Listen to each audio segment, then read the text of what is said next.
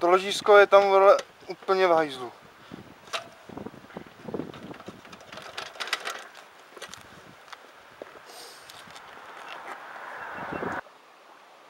Co si vole 20 vole kilometr nebo co vole. Říkám píča vole běž do prdele vole. Všichni kurva chytří a hovnoví vole. Nadřený kurva řetaz vole do hovna mě piču. Já myslel vole že se na to vysaru. Jak jsem dával řetaz vole tak mě to kurva ťáplo vole na jednu stranu. Ježišmarja. Že to rozdáme. Já jsem myslel vole že se to vole na to vysaru.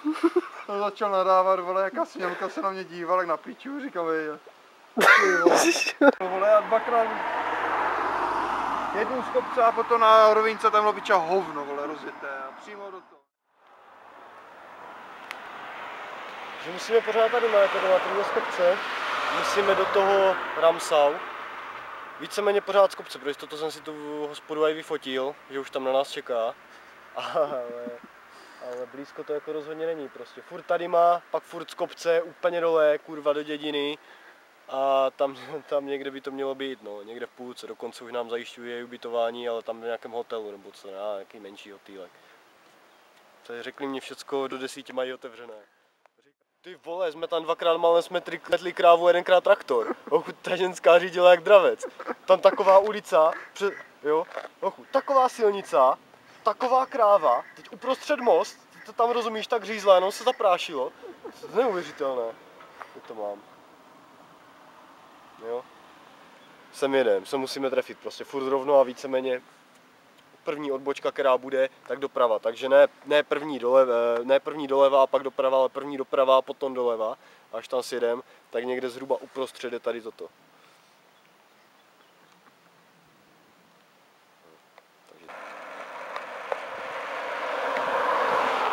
Dole ve vesnici už na nás čekají.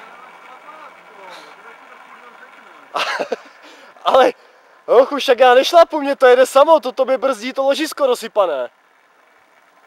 Já tady hodím do škarpy a jdu kurva pěšky dolů.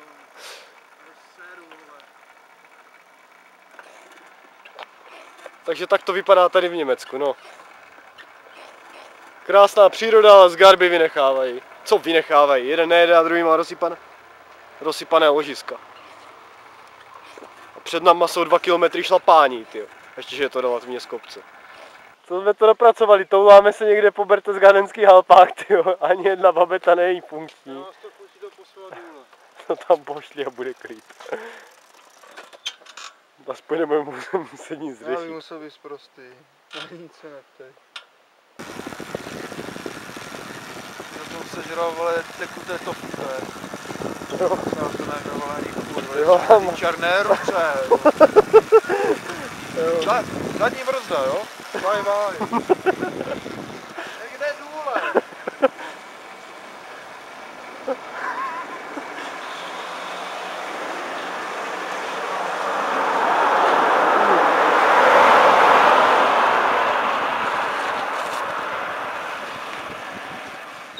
Ještě vůbec nic. Na horké je to dost? Může.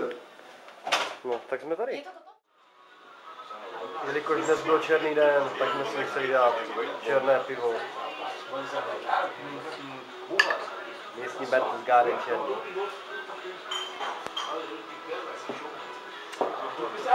Je to dobrý.